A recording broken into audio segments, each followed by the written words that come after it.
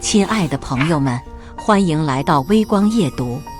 刚签完几千万的合同，转眼就被裁了。老板说我的年终奖太高，都够交写字楼1年租金，他不想发，让我选放弃年终还是被裁。我选了被裁。半个月后，我上门回收写字楼。既然你都穷得交不起租金了，我帮帮你吧。接下来开始我们本期故事。记得点击订阅并开启小铃铛。拿到1500元年终奖的时候，我人是猛的。一个年利润几千万公司的销售总监，年终奖1500，太扯淡了。何况我们团队年前拿下了一个5000万的项目。我抬腿就往财务室走去，刚走到财务门口就听到，我什么意思？我的意思很明白。说白了，你们就是一群打工的，别一天天的狗叫。我弟弟才是公司老板，要认清自己地位。公司提供了平台，才有了你们一碗饭吃。还未等我走进去，里面开始躁动。我们打工的怎么了？没有我们，哪有公司的今天？陈姐，你说话也太难听了吧？什么叫狗叫？我们只是争取自己的正常利益，有什么错？就是。众人纷纷附和。正常利益？公司给你们提供这么好的发展平台，不懂得感恩算了。一天天净想着要回报，一个个的奴才身子、主子心。你是老板姐姐怎么了？说话这么难听？你吃粪了？等我推门进去，财务陈姐和说话的小王扭打了起来。我连忙跑去将人拉开，谁料陈姐一把抓到了我脸上。呀，老大破相了，流血了，都别打了。我捂着流血的额头，看着众人的表情，也大概猜到了事情的始末。虽说心中气愤，但为了顾全大局，安抚地看了看大家，示意安静，大家先回去。事情我已大概了解。作为销售部的负责人，我会给大家一个交代。这叫什么事？年终奖的事情还没解决，自己先破相了。好，老大，我听你的。我们先回去，您赶紧去医院包扎一下，我去开车。你们带老大下来。去医院路上照了一下镜子，得，伤口还不小，内心烦躁不已。接到了老板陈忠的电话：小张啊，你作为销售部的负责人，带头去财务闹事，你到底是对财务不满，还是对我这个老板不满？我自以为跟着陈忠打江山，在他那里还是有点分量的。这话一出，我知道终究还是高估了。我还是压下心中不满，说道：陈总，我们销售部的同事只是去财务问问年终奖，并未闹事，都是误会。毕竟要过年了，大家都想过个好年。陈总，您看，年终奖这事，误会？年终奖，你们一个部门的人堵到财务部门口，误会还能让你们销售部的把我姐打了？现在还想要年终奖？给你2个选择，要么被裁，要么放弃年终奖。你的年终奖都够交写字楼1年的租金了。你们部门的人既然不听话，这笔账自然要算到你这个领导身上。我气笑了。人无耻则无敌。当初为了这个项目，我喝酒喝到胃出血。陈总，这次的事情我们可以跟陈姐去道歉，但年终奖是我们部门兄弟和我的年终奖，你看是不是兑现给我们呢？毕竟大家都辛苦了1年，我也不好跟手下的兄弟交代。张勇，2个选择，要么离职，要么放弃年终奖，你只能在这2个里面选择，懂吗？说罢那头挂断了电话。我哭笑一下，真是钱难挣，屎难吃啊，句句逼人，不问对错，一味偏袒。算了，还是明天去公司跟他面谈吧。第2天到公司后，就看到人事13守在我办公室门口。本以为陈忠昨天只是说说，谁料到今天直接把我东西打包了，这是在逼我妥协。我阴沉地看着办公室的一切，一股不好的预感涌上心头。13一脸愧疚地说：“张哥，不好意思，我们也是按上头领导吩咐做事，你的东西我都小心打包了。”张哥看我不接话，13继续说道：“陈总说你作为公司中层，带头扰乱公司内部秩序，挑起员工事端，让你今天办理离职，条件是年终奖和这个月的工资。”13说完，又小心翼翼地看我。这个妹子当初是我招进来的，一直对我恭敬有加。我瞥了一眼她，转身就往总经理办公室走去。哟，张总监，不对，张勇，你这是急着要去哪呀？我刚走到门口，就看到陈辉，老板陈忠的侄子，抱着一堆办公用品来到我办公室门前，身后跟着几个销售部的员工。几人看着我，眼神心虚得意，可谓精彩纷呈。小梁我一手提拔的，小贺我当接班人培养，我还没有走，就开始溜须拍马，好得很，一个个的真是打脸。现实真特么现实，你管我去哪？说罢，我推开站在门口的几人，我是不管你去哪，但你的东西还放着不合适吧？我转头看他，笑了笑，一脚踹开他放在门口的东西，径直走向总经理办公室，任凭陈辉在身后叫嚣：“啊，这是准备卸磨杀驴，给他自家人腾地方。再蠢也是该明白了。但我就算走，也不能是这个走法。”我走到总经理办公室门口，听到陈忠耐着性子在哄电话那头的人，见到我敲门，眼里闪过一丝不耐烦，挂断电话，喊我进去。小张啊，你是公司元老，作为中层，你要起到带头的作用。你现在纵容手下藐视公司纪律，搞得我现在很难办。昨天给了你选择，你没有珍惜，现在我帮你选了。我眉头一皱，看着眼前的男人，陌生又熟悉。创业时我是他的好兄弟张勇，功成名就我是他挥刀斩的第一人，人性不可赌。如今为了省去奖金，想出如此拙劣的手段，果真人没有最下限，只有更下限。所以您帮我选了离职。陈忠并未接话，依旧慢条斯理地泡着陈皮茶。我接受你的选择，这也是我的选择，但我们部门员工的奖金要正常发放。陈忠停下泡茶的手，眼睛眯成一条缝，细细打量着我。我迎上陈忠的目光，丝毫未退却。陈忠递过来一杯茶，态度缓和地说道：“小张，年终奖的事情我可以解释。最近公司效益下滑，年终奖能发一点出来，已经很不容易了。我顶着银行催债的压力，给大家按时发了工资、年终奖，就为了让大家过好年。可你们呢？咄咄逼人，一帮人直接打上财务室，效益下滑。我刚谈回来5000万的单子，特么效益下滑，他不听听自己在说什么，都要离职了。索性直白一点，我刚谈了5000万的单子，怎么会效益下滑？小张，你怎么这么不懂事？好歹也跟了我那么多年，公司不止一个项目，我作为老板要全部告诉你吗？你带头闹事，大家都有目共睹。现在跟你和气的坐在这里说话，都是之前的情分，你不要不知好歹。说话间，陈忠将面前的桌子拍得震天响，克扣奖金，把销售总监的位置给他侄子，就是想家族化，将我踢出局。再纠缠已经没有意义了。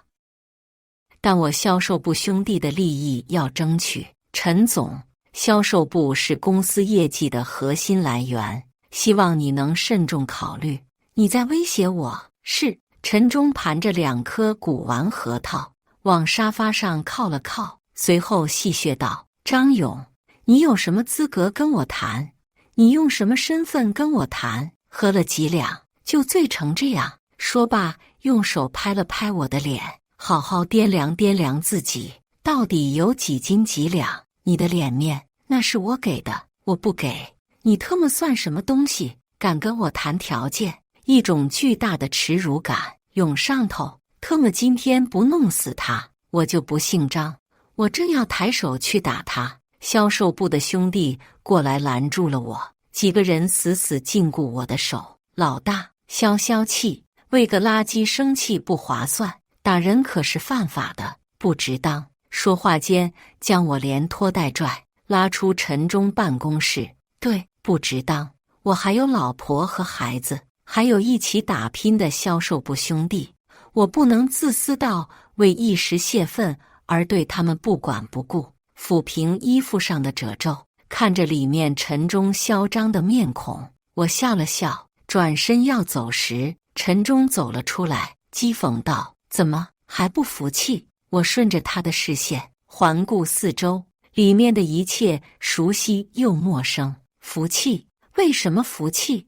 你的有现在的脸面和地位，也有我的功劳。你现在算什么？飞鸟尽，良弓藏，狡兔死，走狗烹。陈总，哦不，陈忠。30年河东，30年河西，我们江湖再见。应该说很快就要见了。说罢，我拿起打包好的物品，大步走出了公司大门，将身后的叫嚣抛至脑后，走到门口，驻足向内望去，回首来时路，从无到有，这里寄托了我太多的感情。曾经为了拿下一个单子，我陪对方喝到胃出血，无数次加班到深夜，回家老婆孩子都已经睡着了。孩子对我的印象还是2岁时陪他去游乐场的那次。我放弃身体健康，舍弃孩子家庭，跟随的竟是这样的人。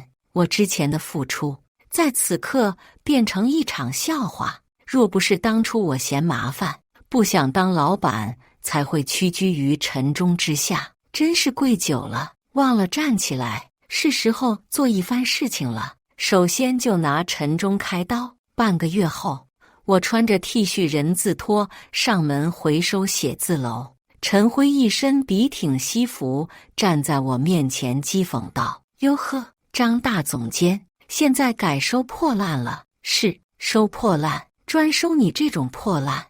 我翘着2郎腿坐在椅子上，看着眼前即将暴怒的男人，十分有趣。你特么一条丧家之犬，说我是破烂，你找死！我一把握住陈辉挥过来的拳头，重重地将人往后甩去。哟，陈总监，这就不行了，得练啊！我笑着拍拍陈辉的肩膀，转身向总经理办公室走去。刚走到门口，看到陈忠在打电话，这次我没有等，直接推门进去，坐在沙发上，顺便泡了一杯普洱给自己，浅浅尝了一口，啧，好茶。看陈忠打电话的态度，可得一会了。离职回家后，我也没闲着，找发小查了一下陈忠。好家伙，不查不知道，一查吓一跳，不止我老板开上玛莎拉蒂了，老板小三都开上玛莎拉蒂了。我立马把查到的东西发给了陈忠老婆，不用感谢，现代雷锋就是我。听说陈忠老婆收回了买给小三的玛莎拉蒂，还带人把小三打了。看他现在这个打电话态度，估计是小三在跟他闹，毕竟玛莎拉蒂没有了，老婆也在跟他闹离婚，要打官司，把给小三的财产全部追回。听说已经请了业内有名的离婚律师，陈忠就算不死，估计也得扒一层皮了。真是期待！你为什么在我办公室？陈忠终于打完电话，有功夫来看我。陈忠看着我的穿着，目光不断上下打量，眼里闪过鄙夷。没关系，一会你就笑不出来了。我伸手递给陈忠一杯普洱，笑着看他，不说话。陈忠有些愠怒，一把抢过杯子，坐在了我的对面，似是想起他才是这间公司的主人，瞬间气场一变，端着茶杯，从头到脚再次将我打量一遍。我起身，360度展示，怎么样，陈总？我这一身是不是低调奢华有内涵？陈忠笑笑，鄙夷地说道：“呵，半个月不见，你真是穷疯了。要是没钱，我可以给你买套衣服。”不是我没钱，是你没钱了。陈忠像看傻子一样看我，我没钱？这么大的公司，我会没钱？我一脸认真地看着他，继续说：“你都没钱支付我的奖金了，所以我今天上门是来帮你。帮我？怎么帮？你是以为公司没有你就不赚了？未免也太高看自己了。这个世界离开谁照样运转。”我摆摆手：“不，你说我的奖金跟写字楼1年的租金一样高，你支付不起，所以我今天是来收楼的。”陈忠愣了愣，看着我这疯批的行为，并未理会我的话，直接打电话给了保安：“陈忠，你尽快收拾东西，1个月后我的公司要开了，地方就在这里，希望你不要让我等。”看着门口气喘吁吁的保安，我示意他们离我远点，我自己走。陈忠转身进了办公室，丝毫未将我的话放在心上。当初毕业，我妈想让我自己创业，打工哪有自己当老板爽呢？可我一没有经验，二不想担压力，索性去应聘。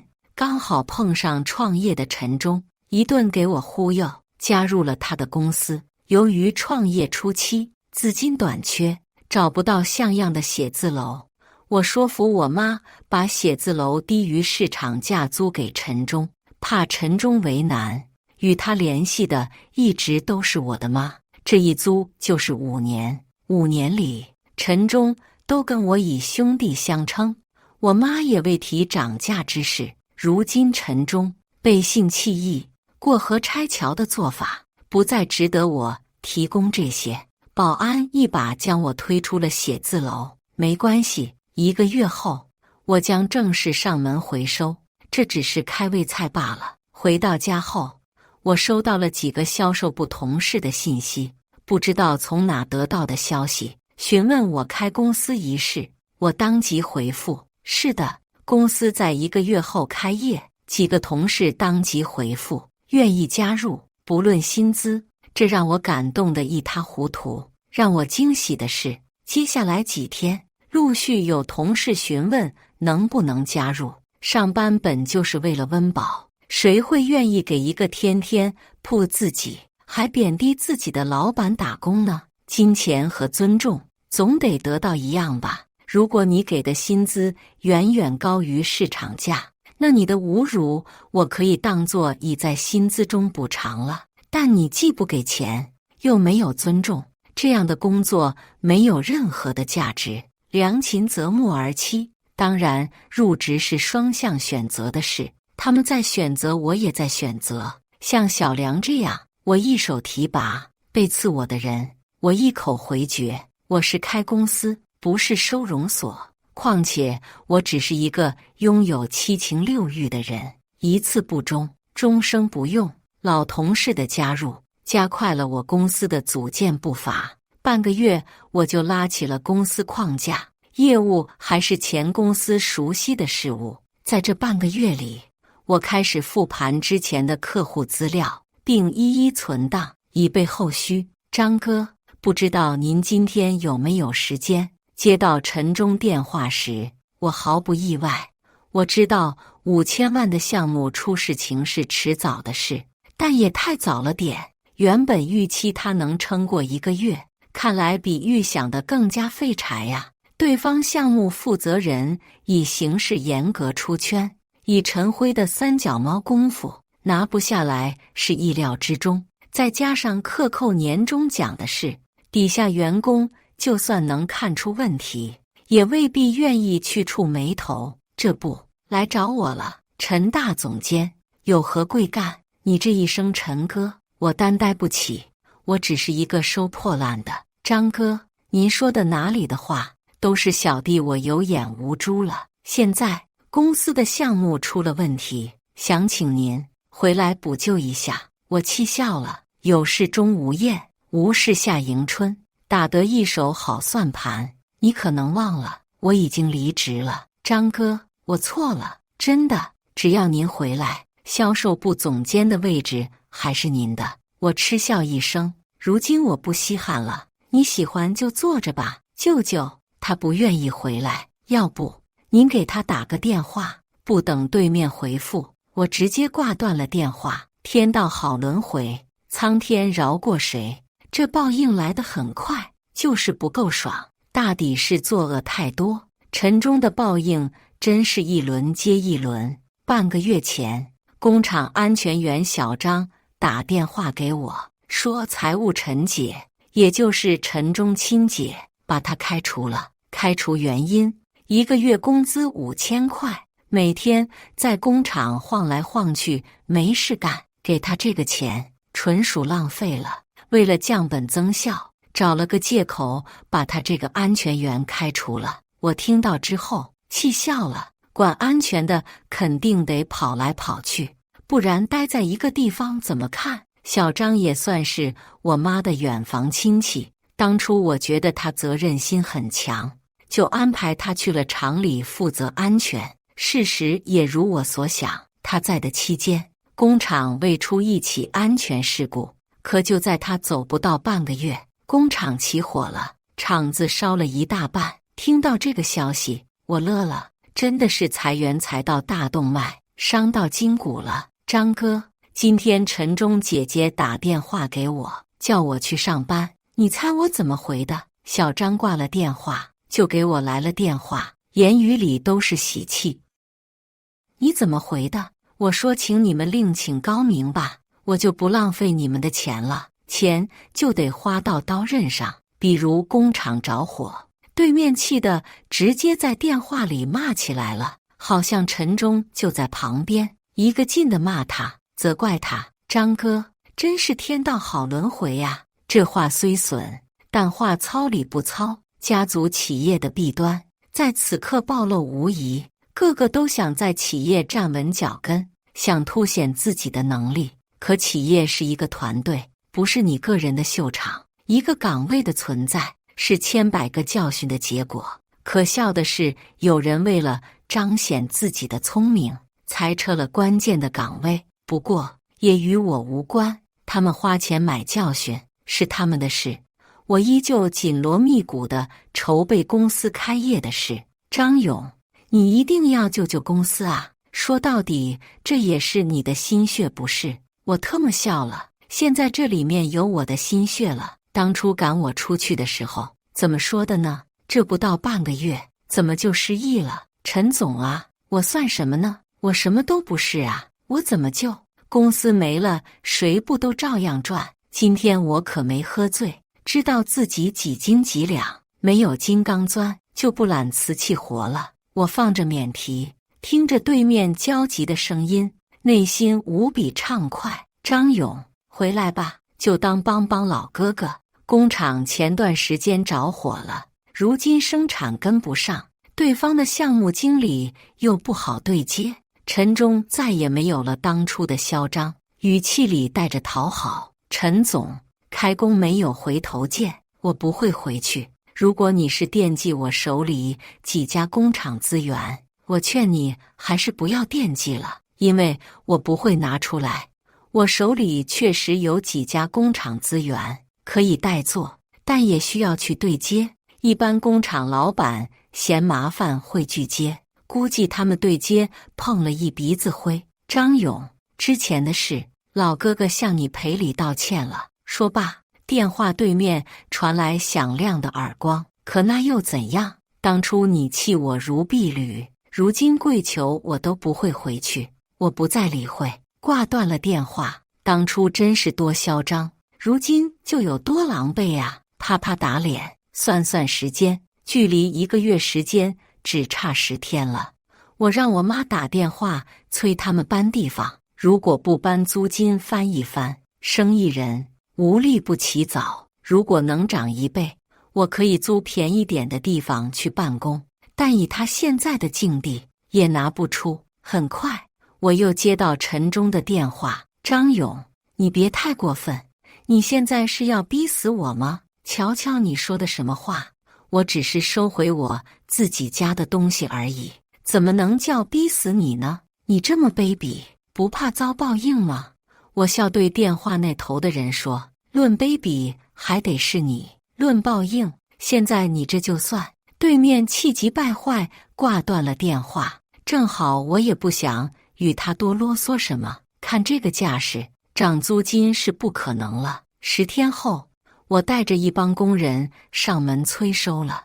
我先找人把公司门口的牌匾拆了下来，将我新公司的牌匾放了上去，将他们的牌匾轻轻地放在地上。毕竟现在社会强收犯法，但我来收自己的房子，合理合法。当然，为了防止他们讹我，全程录像。干什么？干什么？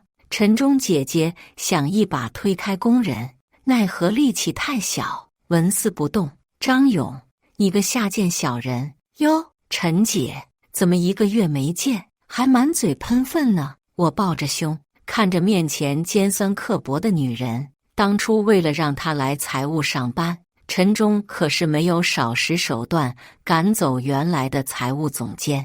财务部在他的把持下，让我们正常的报账工作艰难无比，而陈忠对于他的做法无比支持，毕竟节省下来的都是老板的。陈姐见说不过我，立马扑过来想要挠我，我一闪身钻进几个工人的身后，陈姐上手就挠，可他们不会惯着她，像拎着小鸡仔一样将人拎了起来。阿忠，阿忠，弟弟救我！我要被打死了！远处围观的员工看架势不对，立马给陈忠打电话：张勇，你带着这么一帮人干什么？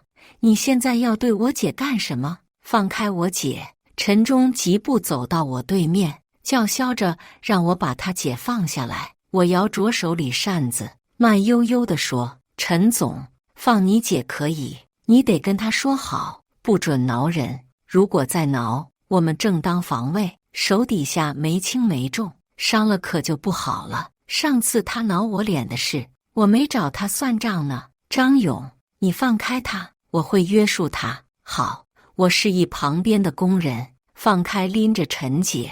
陈姐一回到陈忠旁边，又开始张牙舞张。果然狗改不了吃屎，但他再也不敢贸然出手了，毕竟被人钳制的滋味可不好受。张勇，你这么大阵仗是来干嘛？我当然是来收楼啊，还能干嘛？说话间，我拿出租房合同，一字一句地念给他，每念一句，对方的脸黑一分。看在我们曾经的份上，宽限我一段时间，好不好？不好，宽限你就是浪费我的钱。不会浪费你的钱，租金我会补齐的。说完看向陈姐，让她去查账，条件之前已经提了，你们达不到就不要浪费我的时间了，搬出去吧。陈忠，你是不是一直以为自己好运气，得到这么一层位置好、价格低的写字楼？现在我要收回这个